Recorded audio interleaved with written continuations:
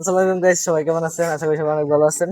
তো বাইকটা অনেকদিন ধরে এই জায়গায় পড়ে ছিল, মনে করেন যে দেওয়া মশা হয় না, চালানো হয় না। তো আজকে বাইকটা বৃষ্টি হয়েছিল প্রচুর পরিমাণে, বৃষ্টির মধ্যে বাইকটা ধুইছি।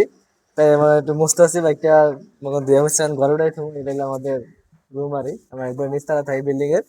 তো মনে করেন যে এখন তো চালানো হয় না বাইক, অতটা কাজ কাম করে বাইক চালানো হয় না, এই জন্য ভাবতেছি বাইক একবার ধুয়ে মুছছে মানে যে একবারে ঘরে উঠাই থুয়ে দিই। এর লাগে আজকে একটু ধুইলাম। অনেক কাজ আছে, অনেক বহুত কাজ আছে টুকটাক। আমি ওয়াশ টোয়াশ করলাম, আজকে বাইকটা ঢুকে ছেড়ে দেবো। আমি একটু মোছা মোছা করলাম।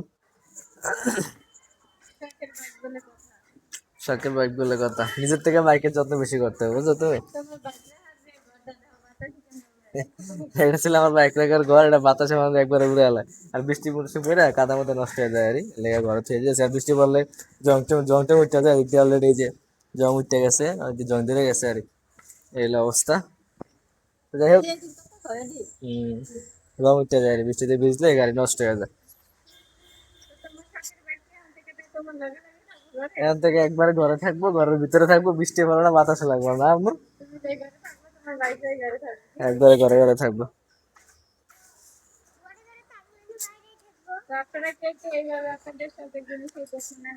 এই আম্মু চাপো। তো বাইকটা একবারে ঘরে ঢুকাই ছেড়ে দেবো। আমি গেটে মেলো, সরো সরো, তুমি সরো, গেট মেলো, গেট ধরে রাখো আম্মু। হ্যাঁ, দিই। আম্মু গেট মেলো, এদিকে চাপাই দিত, ইটটা ছোড়া দিয়ে চাপাই পারো। ধরো যাও, স্টপ করে দিই। যাই হোক, বাইক একবারে ঘরে উঠে ছেড়ে দেবো। মনে করেন যে একবারে ঘরের ভিতরে। এই আম্মু চাপো। ইয়া, এই একা উড়াইছে।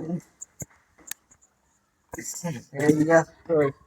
এই গেট ধরো আম্মু, গেট ধরো, গেট ধরো। ঘরে গেছো কি লেগে? আমি গেট ধরো, তুমি গেট ধরে রাখো। হ্যাঁ,